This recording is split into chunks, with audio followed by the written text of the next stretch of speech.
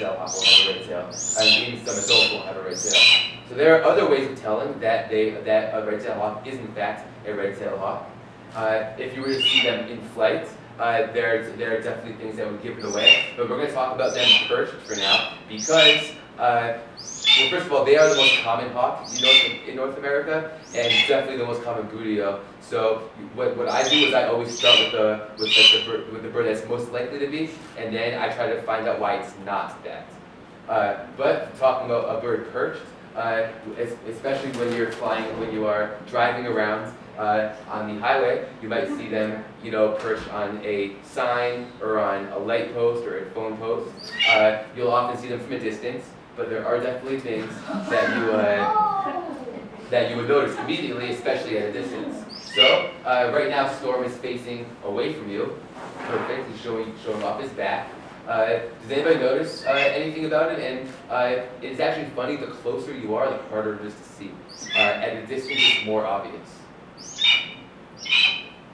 I see you doing it with your hands. Yes. The scapular V. Maybe if I squint my eyes, I can see it more. On him. Yeah, so it's really weird because when I see Storm from far away, it's very obvious. Up close, the other patterns on his feathers kind of distract you from it, which is why I love the field guides for making it pretty simple. As you can see, the white spot, the V on their back, that is something that only red-tailed hawks have. No other hawk has it, so you can rest assured that it is a red-tailed hawk. From the front, Yeah, I could see it through the the Ferris window. wheel. It wasn't Yes. moving, so I wasn't sure if that was it, and then I saw it. So red-tailed hawks, their natural enemy are amusement park equipment. They do not like them. Spinning. Now it's the GS. I know. Yeah. Yeah. Well, at least now he is facing you, There you go. and you can see he has a pattern on his front. Does everyone have a view from over there? He's got, and this is something that is very variable. Many different red-tailed hawks will have different versions of that. But at a distance, especially, it all just looks like they're wearing a belt or a cummerbund. So Storm is funny right now. He has can everybody see the speckled part on the bottom like that? So that is something that only red-tailed hawks have as well. And at a distance, it's very, very obvious.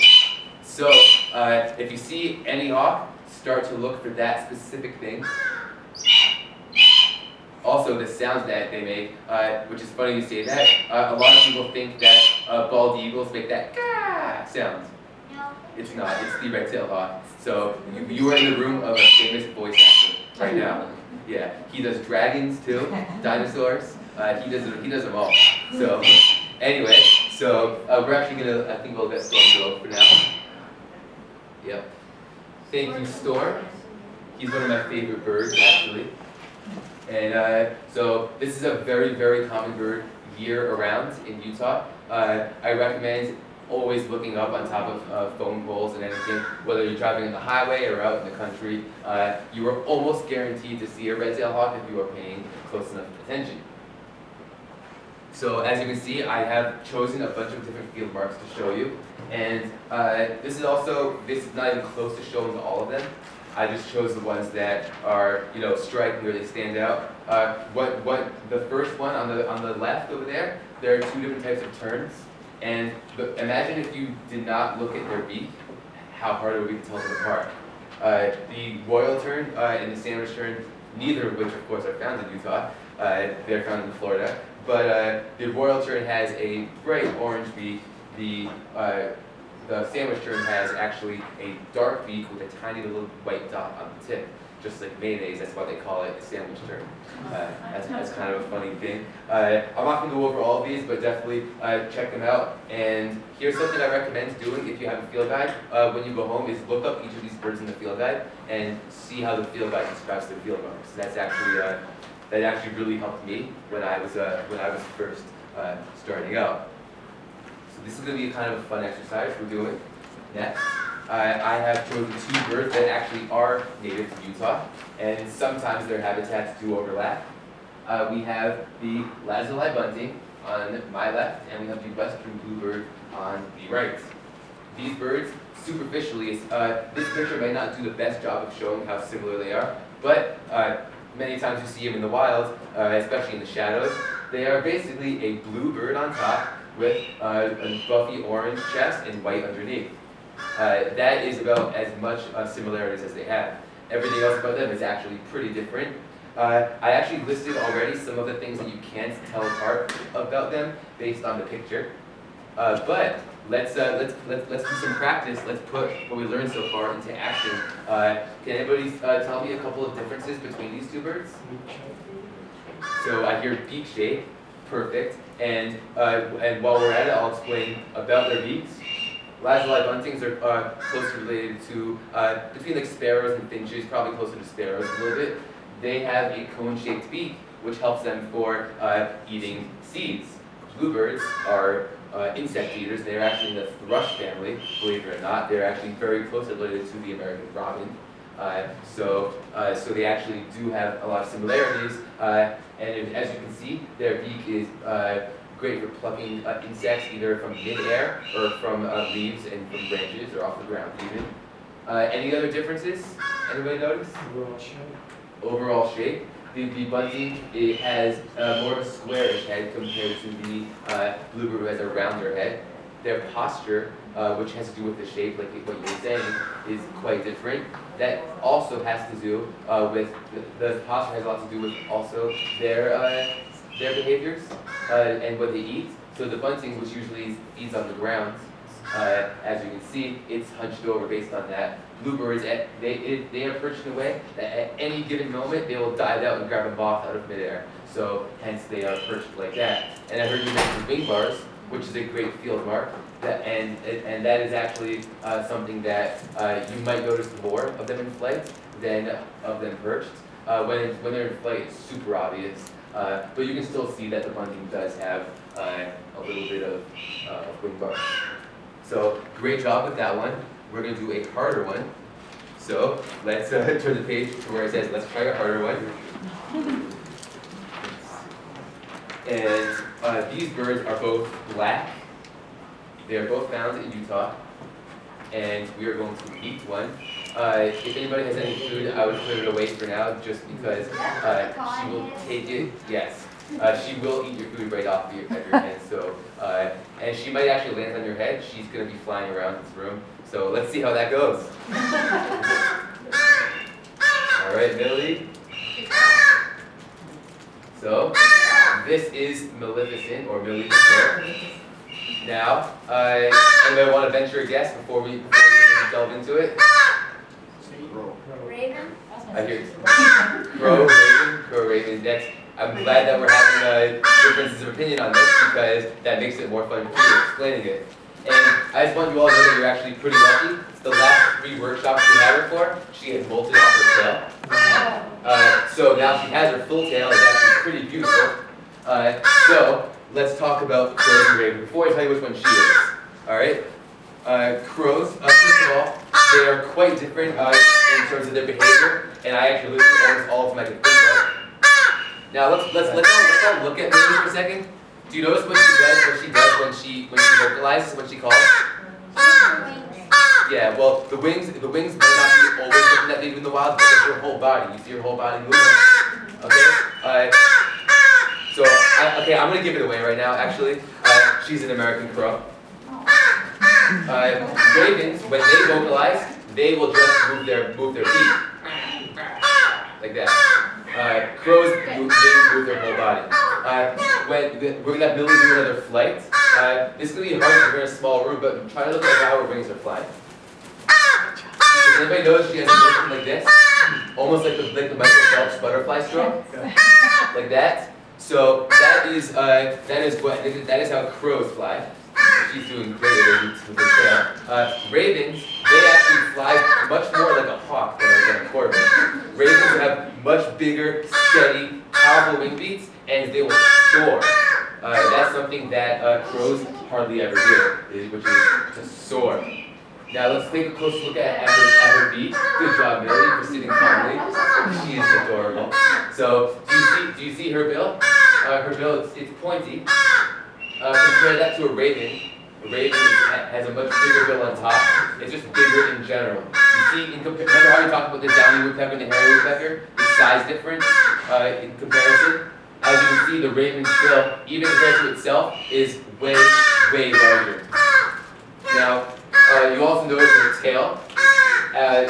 When she'll do one last flight. As she flies, look at her tail. It fans out a little bit, but it is basically flat. It looks like it's cut off. Hey, Millie. Has anybody seen a crow anywhere?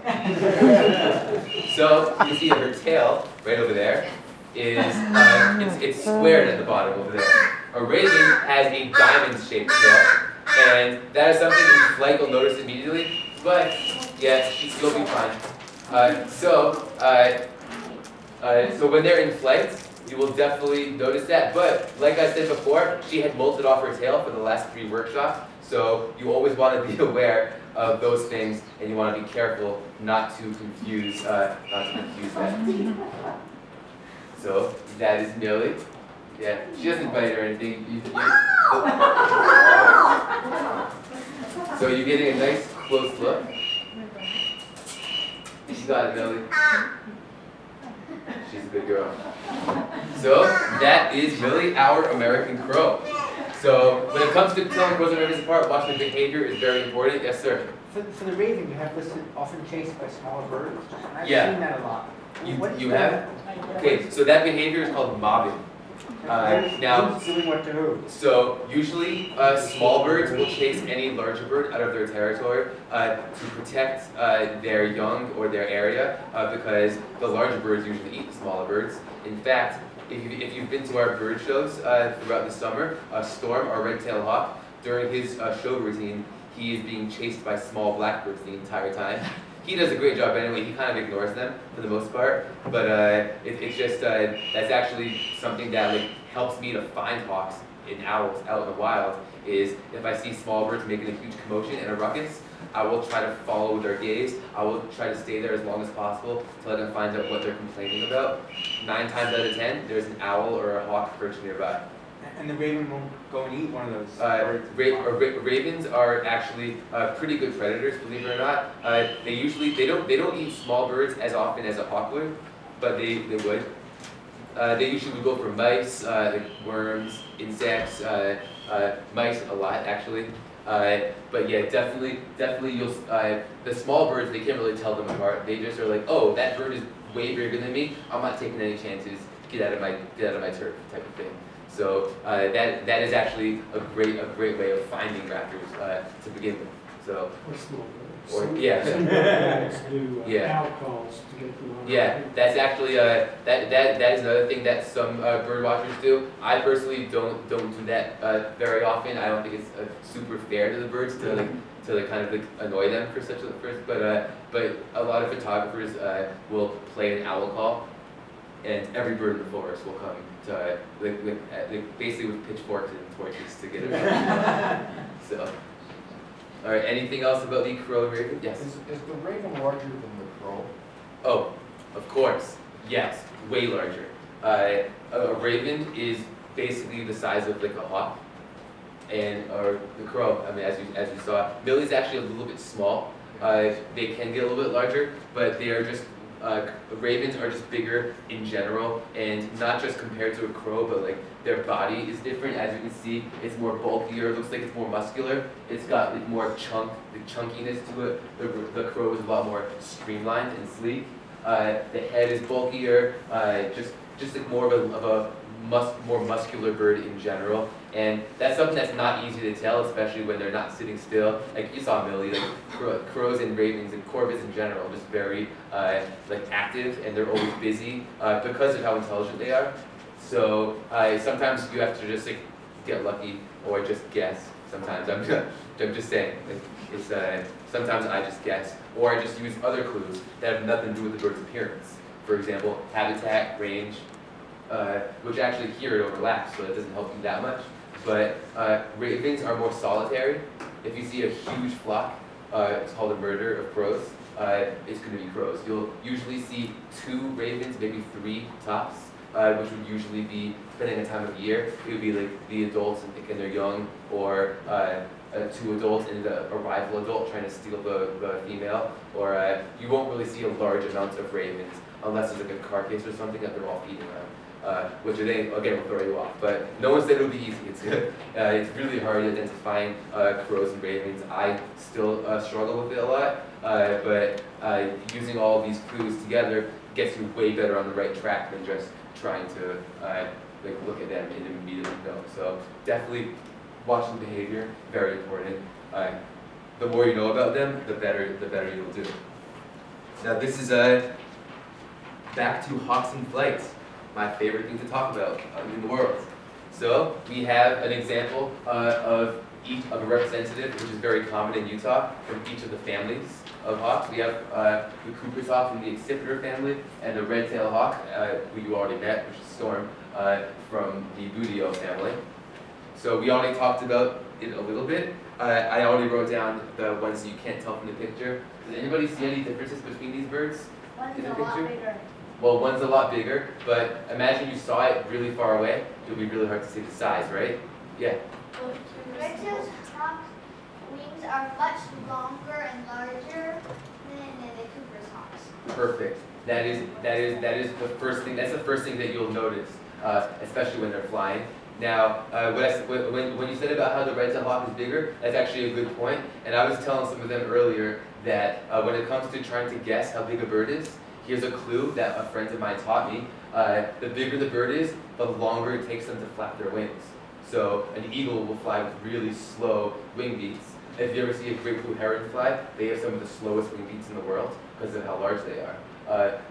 Smaller, the bird-eating hawks, like the Cooper's hawk, they will flap their wings a lot faster. But you are correct that the red-tailed hawk has the long wings for soaring, while the Cooper's hawk has the short wings for dashing through the undergrowth. Yes. There's also a difference in the size of tails. The size and shape of the tail. That's another immediate thing that you notice. Cooper's hawk has the long tail. Red-tailed hawk has the short fan's tail. Now, in flight, those are the two most important things.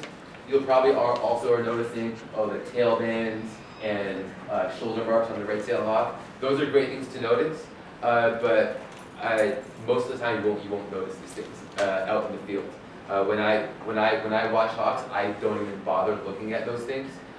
Sometimes if I see a hawk and I'm not sure what kind of red-tailed hawk it is or what kind of buteo it is, I'll snap a picture of it and then look at the field marks later. But in the field, I hardly even bother with that. I look for their flight styles specifically, and that is it when it comes to hawks in flight. I find it's too distracting to try to notice it, and it's borderline frustrating because it'll be flying, gone. So the things you want to look for are the easier things to notice, which are the wing and tail, as you pointed out perfectly. So we are on our the last segment of this. So we have different things that you should be watching out for. These are some pitfalls you might notice. For example, can anybody tell me how many species of birds are in this picture? 4. 4, that's one answer. Yeah. 1 is another answer. So if you said 1, you are correct. These are white ibis, which are found in Florida, and the immature ones are not white. These two are immature. They turn white as they get older. So that can throw a lot of people off. As if you're a beginner, you see these two birds, you'll be like, oh look, I see 2 different species of ibis.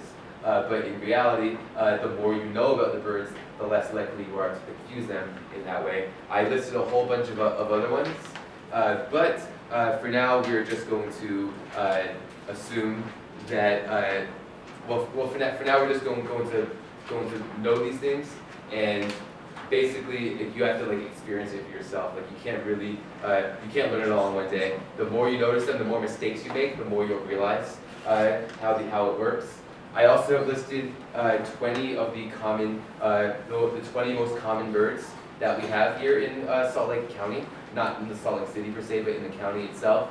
I've seen almost every single bird here in the aviary, if not in Liberty Park, so they are pretty common.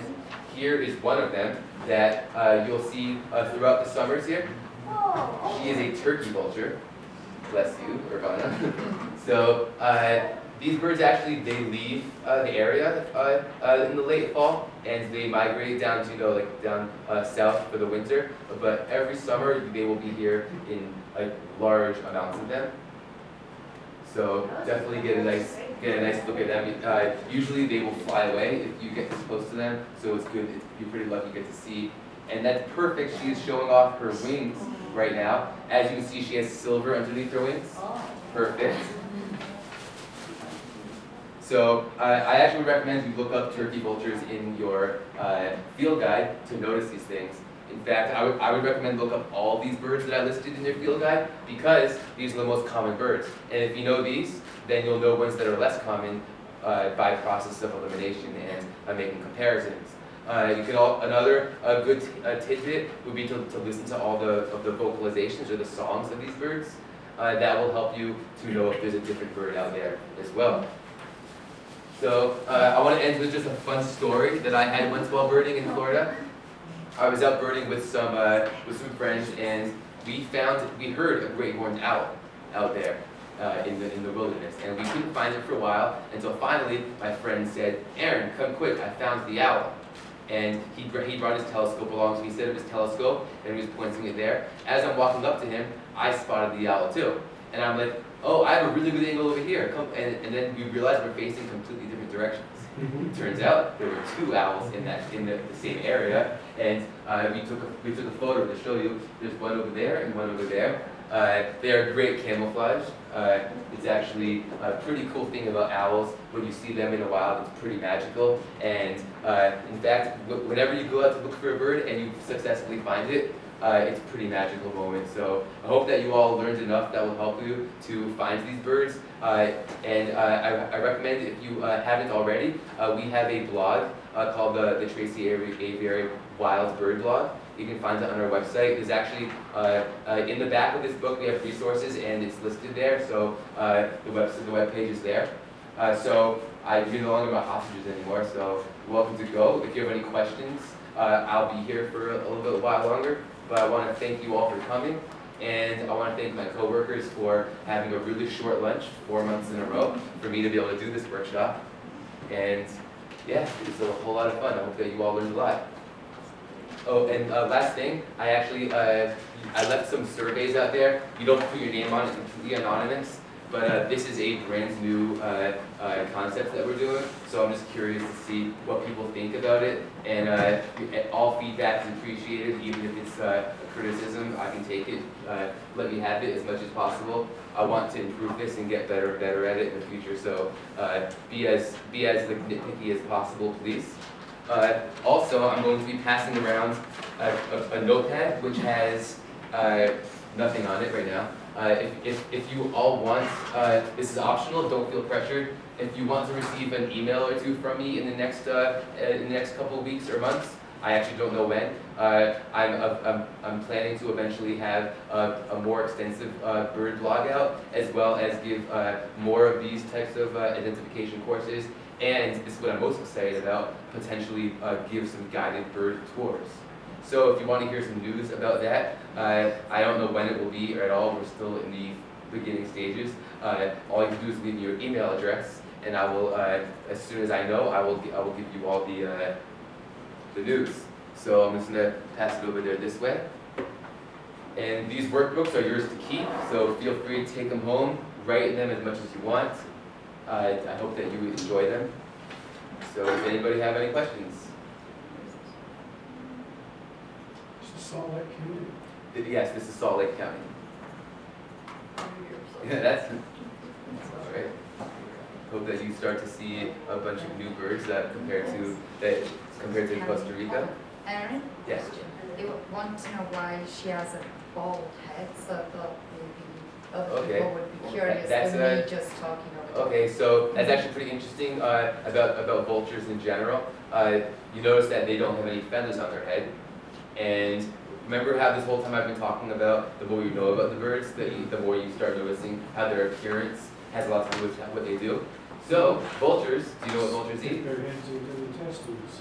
Yes, exactly. They eat meat. They eat dead carcasses. So can you imagine if they had feathers on their head? how much gross stuff would come off on their head feathers.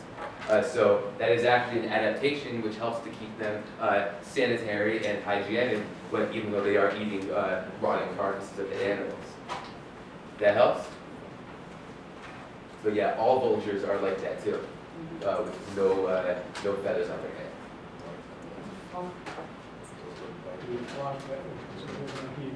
Yes, when you see these birds in flight, they can sometimes be mistaken for an eagle, but look for their wing shape, the way they hold their wings as they fly. This is exactly how vultures fly. I'm not even kidding. They teeter just like that, and their wings are up instead of flat. Like the eagles would be flat like this. Some hawks would be up like that, but vultures are like an upside down triangle, just like Irvana is showing. She's a great with this shit. Yeah, yeah. Those are her nostrils. So it just goes straight through? Yeah, believe it or not, vultures actually have an excellent sense of smell. They have probably the best sense of smell of all animals. A lot of people think that no birds have senses of smell, but they actually do. That is how they find their food, which is mostly through smell.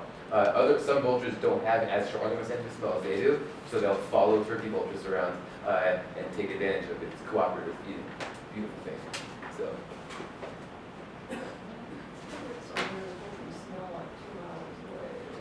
Well, I don't know the exact, but it's pretty good. It's almost as close as like a dog's smell. It's like really good. So. All right, I'll step backstage so you can feel comfortable writing about me without me in the room. Let me just, near Brigham City, there's a refuge.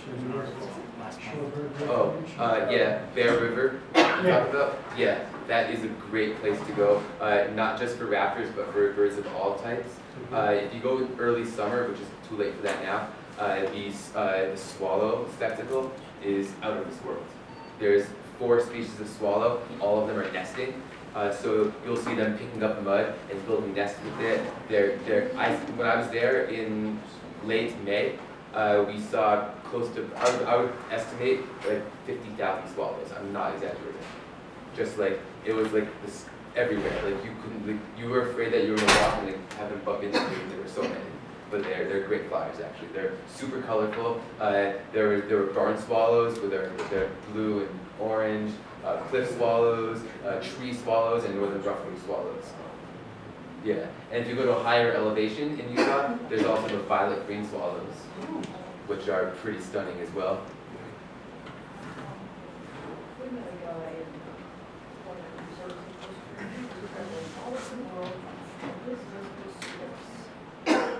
Yeah, that's crazy.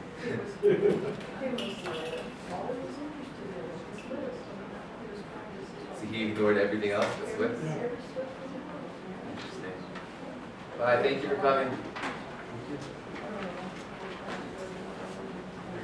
Thank you so much. Thank you, it was a really fun, it was a good group today. Glad you all can make it. Yeah. Oh, we have to take this. Yeah.